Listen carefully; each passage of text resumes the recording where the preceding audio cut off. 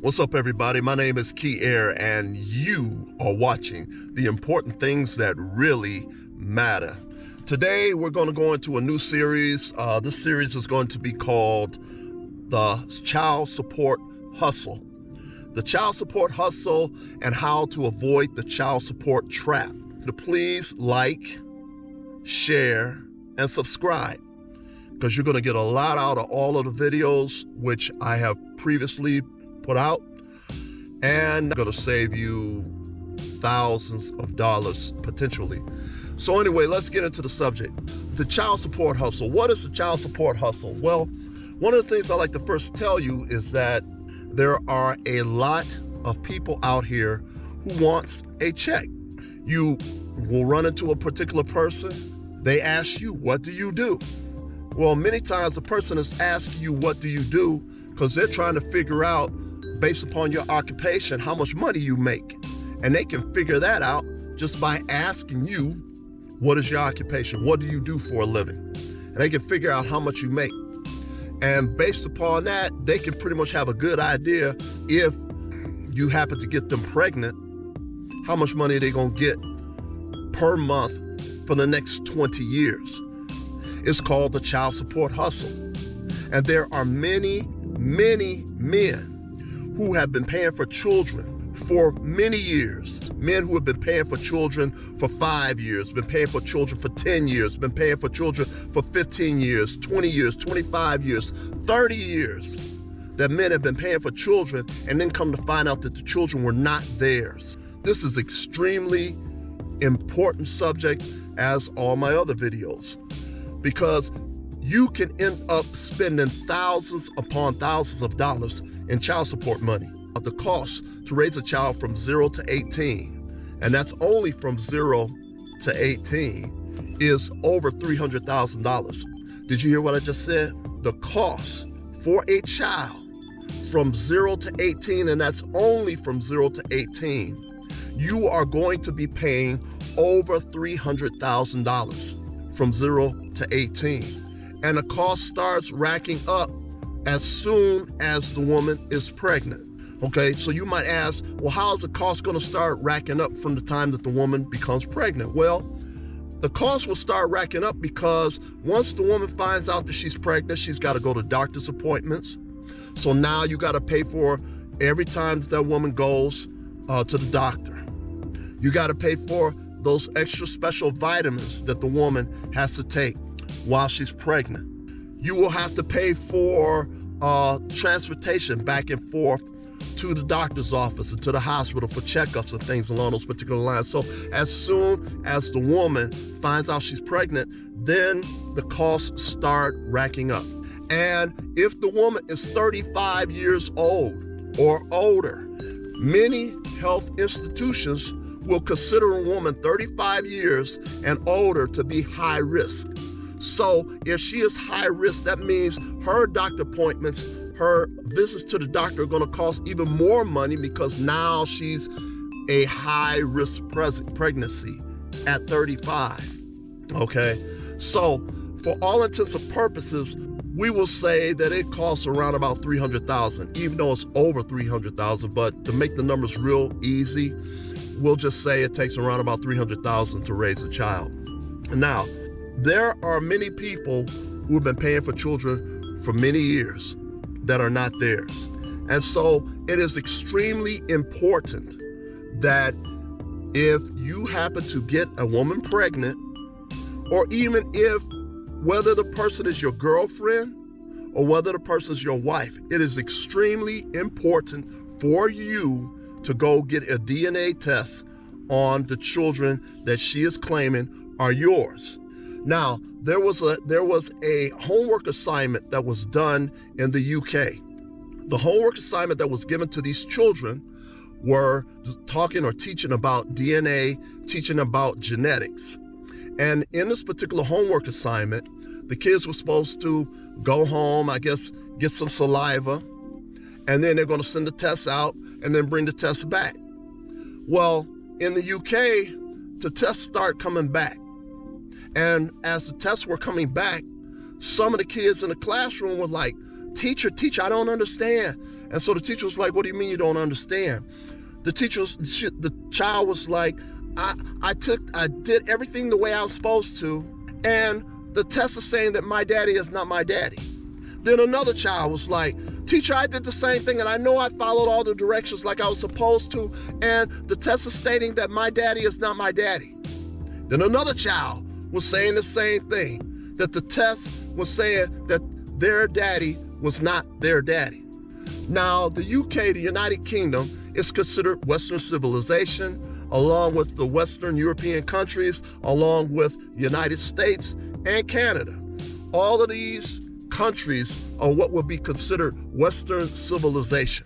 Now, what they found in taking that test for that homework assignment for the kids, 30% of the children were finding out that their father was not their father. That's in the UK. Now, let's jump over to the United States.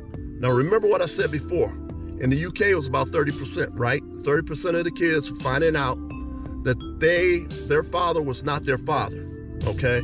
Now, mind you now, because that had kept happening so much, they eliminated that particular homework assignment. Now, let's go back to the United States. The United States, there was a particular DNA testing center in the United States, and one of the people at this DNA testing center thought it was extremely important when they were either on the radio or television, and was to let people know what their findings were in their DNA testing center. And the findings of their DNA tests, they had found that a man that had one or more children by a woman, whether the woman was a girlfriend or whether the woman was a wife, I want you to make sure you understand what I'm saying. Whether the woman was the girlfriend or whether the woman was a wife, one or more children were not the man's child. Let me say that again.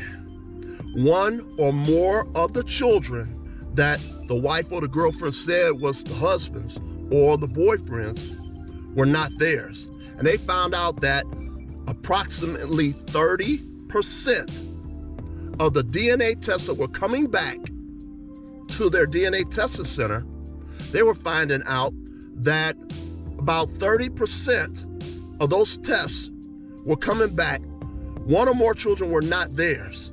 So 30% is a large percentage. 30% is almost 1/3. Did you hear what I said? 30% is almost 1/3. And it's talking about how important it is for a man to go get a DNA test as soon as they find out, as soon as they can, when they find out that their wife or their girlfriend is pregnant. Because you want to make sure that you're not paying for a child that is not even yours. Now, under fair use, and this is part of what I'm getting this information, all the information I have that I'm presenting to you falls up under fair use. And I'm using this as an example and this other information. For example, in the state of Michigan, there was an article written in the newspaper. And the article that was written in the newspaper had 3 different men. And 3 of those men were married. All 3 of those men were about to get divorced. One guy was married to his wife. He married his high school sweetheart. Had 5 children by his high school sweetheart. 5 children, 5. Out of the 5 children that he had with his wife, who was his high school sweetheart, out of the 5 children, 3 of the children were not his. There was another guy.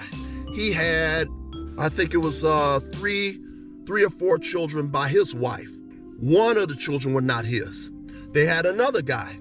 I think he may have had 4 children. I think 2 of the 4 were not his. Now, you're probably thinking, hey, they found out these kids were not theirs, even though they were married. And the wife never bothered to tell them, but they only found this information out after they took a DNA test. So, you would think that they would not have to pay for those children. The whole purpose of the story that was written in the newspaper was the fact that these 3 men found out that 1 or more children that they had by their wives were not theirs.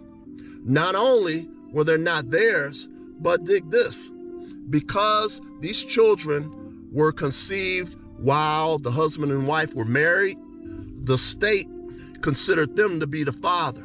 Even though they had DNA evidence showing that they were not the father, they were still required to pay for the children that were not theirs. Did you hear what I said? They were still required to pay for the children that were not theirs, because the children came about while they were married. Remember what I said before? It takes about $300,000, actually over $300,000, but for all intents and purposes, to make the numbers nice and even, we'll say about $300,000 to raise one child from 0 to 18 years old.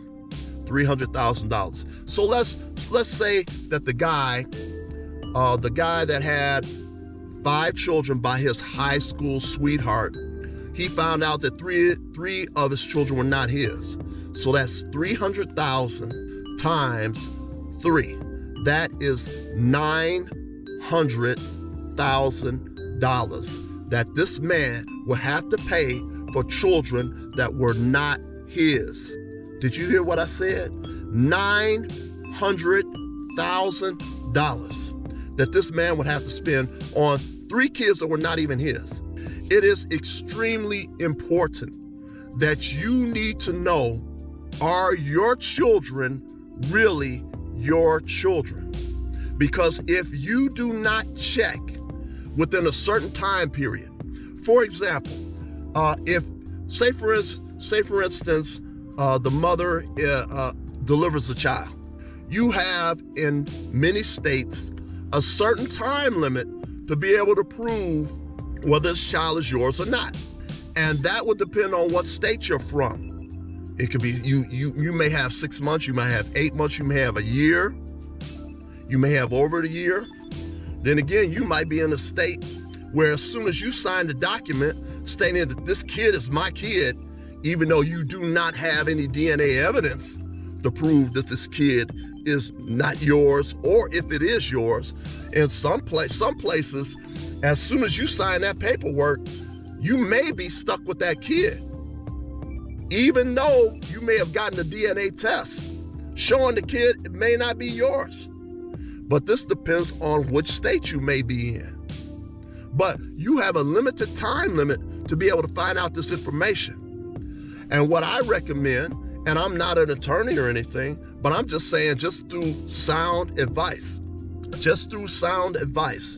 I would recommend that any child that you have from any person that tells you that they're pregnant with your child, your priority should be not to sign the paperwork in the hospital.